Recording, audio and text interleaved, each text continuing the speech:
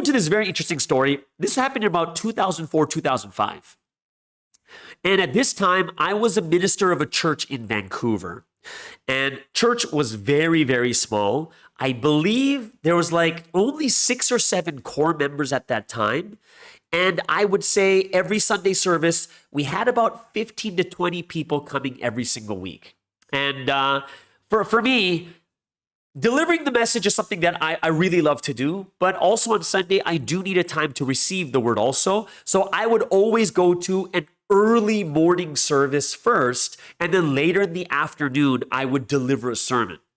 So what happened here was there was a sermon called Absolute Faith, right? And it was very, very interesting because we're listening to the message. The sermon was fiery. It's like, yeah, and if you have absolute faith, then you can make miracles. You can heal people. And I'm like, yeah.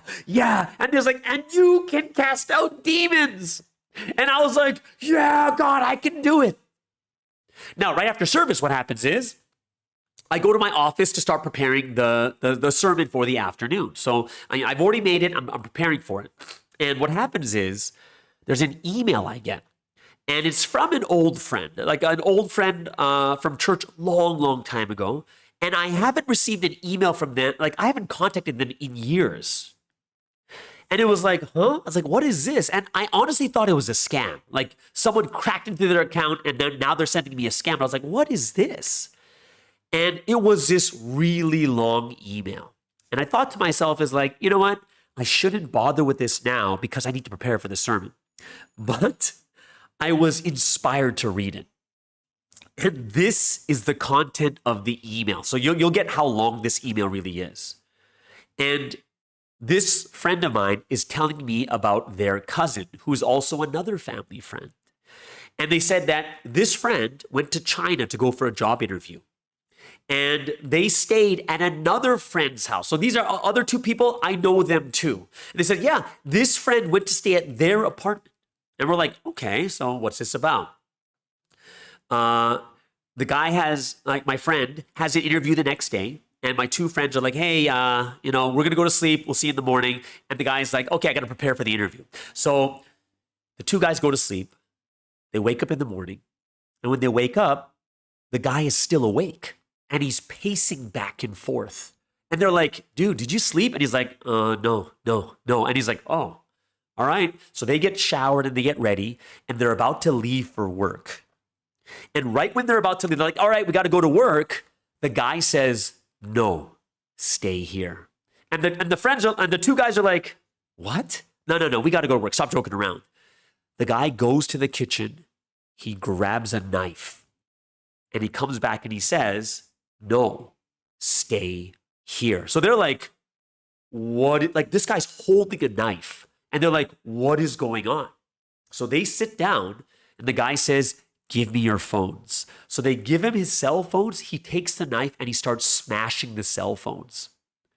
He goes to the telephone line and he cuts the telephone line. So now there is 0 communication outside of that apartment.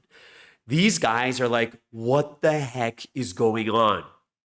Suddenly, the guy goes to the wall, takes the knife, and he starts carving words into the wall, right? So he's carving words. And these guys are like, what the heck is going on? Like, they're like freaking out. Like, what is wrong with this guy? And they were held captive or hostage for like 2 to 3 hours. And then what happens? He faints. They get up, they're like, oh my gosh, what's going on? So they're already late for work. So they go into their room, they grab a spare phone that they had in the cabinet, and they run out. As they get to work, these 2 guys are teaching, and they get a phone call. And they're like, you got a phone call from your apartment manager. And they're like, what? They pick up the phone, and it's like, hey, what's going on in your apartment? There's someone throwing things out the window and screaming. If you don't get back and solve this, we're kicking you out. And they're like, oh my gosh. So they had to leave work again. They went back to their apartment, and you can't imagine how scared they were. They get to the front door, and they're like, they have no idea what's going to happen. They open the door, and it's empty. But everything is trashed. They're like, what's going on? And they look and the guy is gone. So they settled everything. And they're like, what the heck is happening? Guess what they found later on? Later on, they found out that this guy was outside on top of cars, like jumping on top of cars without his shirt and screaming about blood and stuff like this. And what happened was this guy became the number one suspect, or the police, they were like the number one person they're looking for was this guy from the police. Police were everywhere trying to find this person. Eventually, they caught the guy. So they put him into the police car, and they're driving away, right? And I don't know how this happened, but when the police car stopped at a light, somehow the guy opened the door and he ran out. So the police were like, what's going on? The guy ran out. They couldn't find him. So now this guy's topless, no shirt, going into the night. No one can find him. The two friends that owned the apartment went to their church and they said to the pastor, this is what happened. What is going on? And the pastor said, we've seen this before. We've seen this like spiritual possession, and we've seen it multiple times in a very similar way. Yeah, this is demon possession. And they're like, what? But then the problem is, they don't know where this guy is. So here's the first miracle. The wife of the pastor, okay? The wife of the pastor starts praying. And she's praying, trying to figure out, where is this guy? All of a sudden in her prayer, she sees a vision. And she sees, that guy is in those abandoned apartments over there. That was her prayer, and that was the vision she saw. And they went over to those abandoned apartments, and they found him there. So they're like, what? So they found him, they brought him to the church, and they started to pray over him. Remember, I'm reading this all on email. They're praying for him, but guess what? Nothing happens. Still the same. And then they call his mother. His mother is a Catholic missionary in Japan. And they said, hey, this is what's going on with your son. So she says, please send him over to Japan. So they, got all the tickets and everything ready. They drove him to the airport, which is like 2 hours out. They dropped him off. They talked to him. He seemed in his right mind. And then they were boarding the plane. And as they're boarding the plane, they say, okay, goodbye. They go back home. Several hours later, the mom calls the two guys again and says, he's not on the plane. Can you check if he's still at the airport? So these guys drove again 2 hours to the airport. And when they arrived at the airport, what do they see? It was like, past midnight, like 2 a.m. And what they see is a janitor with his mop. And he's like this because the guy is growling, hissing, and he's like trying to claw at him. And the janitor's like, and they're like, what the heck? And when they're like, hey, what's going on? The guy turns around and looks at them and starts chasing them. So in the airport, they're running around the airport. The guy is chasing him around everywhere. Finally, I don't know how it happened, but in the email, it's like they finally got him to calm down. They got him on the next airplane. And he took off. And what happened was, he got to Japan. The mother saw him arrive. They brought him to the church and they started to pray over him over there. But guess what happened? Nothing. So this person who emailed me is now saying, hey, he's coming to Vancouver tomorrow. Can you help him? And I was like, remember, I'm coming off a very fiery sermon. I'm like, yes. And I was like, bring him over. I'll take care of him. Yeah. And I was so inspired by that sermon. I was like, bring him over right now. I'll take care of him. I'll get that spirit out of him right now. So I was like really on fire, right? Because I was like, I can't wait. Tomorrow on Monday, he's coming. I'm going to deliver today's sermon with so much fire and power too.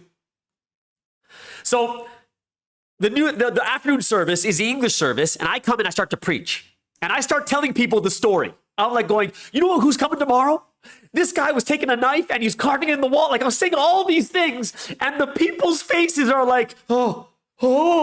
And the more I talked about it, the more they were scared. And the more they were scared, the more I thought to think to myself, did I make the wrong decision?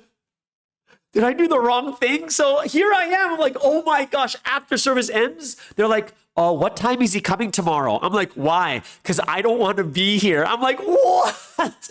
Right? So I'm like, I started kind of doubting myself, like, oh my gosh, is this the right decision? So the next day, the guy comes, right? Hair is all messy, just like it's like he just woke up. He's wearing a buttoned-up shirt, but it's not matched. He's wearing like dress pants and slippers. It's like really weird. And he looks like a refugee. And we're kind of like, whoa. My friend was there, and the friend comes out and says, oh, who's that? And then this girl stops and says, is it that guy? And I was like, yeah. And then she said, I gotta go. So when she's leaving, remember, the guy came in with a bag, and she says to me, she says, make sure there's not a knife in the bag. And she walks out, and I was like, oh. So here he is. I'm like, what? I bring him into this small room, and he closes the door, and I'm like, oh no. We sit down. We do Bible study. And I kind of looked at him, and he's like, he's kind of looking like, and I was like, how was it? And he's like, good. So I said, you come next week? He's like, yeah, I'll come next week. The next week he comes again, do Bible study, learn the words of God, learning the gospel. What happens? He's like, I asked him, how was it? He's like, good. And I said, come back in 3 days. So he comes back 3 days later, do another Bible study, learns the word, learns the gospel, the power of Christ. And what does he say? Good. And I was like, come back tomorrow. And from that point on, he started coming every single day to do Bible study at church. And after 3 weeks, he comes to church. His shirt is ironed. His hair is cut. He's wearing dress shoes. He looks really nice, to the point that the people in the church were saying, who's that? And I was like, it's that guy. They're like, wow, he's really changed. And what happened was, after 3 weeks of listening to the word, being prayed over every single day, he changed. And he was healed, or he no longer had that spiritual possession over him, and he was able to release it. He was able to receive and accept Christ again, and he held power over that spirit. And there's a couple things that you need to realize here is, a lot of times when you think about demon possession, we always think to ourselves is, oh my gosh, demon possession, these exorcisms, how does it happen? There's like holy water, and then the water hits the person. They're like, yeah, right? And you're like, oh my gosh, right? And then they're like, in Jesus' name, right? And then it's like, and then the spirit leaves his body, whatever it is, right? But I actually learned about exorcisms from one of my pastors who's done a lot of them. And what he told me was, he said, there's 2 different types of exorcisms, right? The first type of exorcism is the one that you see where it's instantaneous, right? It happens in that type of situation, right?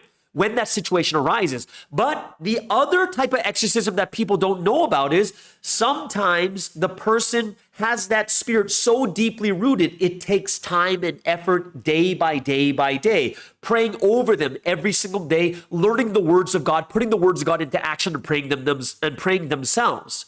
And what I realized from this experience was, some people, they need time to change. Some people need that time to be prayed over, to be loosened of the spirit, and to eventually and finally get rid of that spirit at the same time.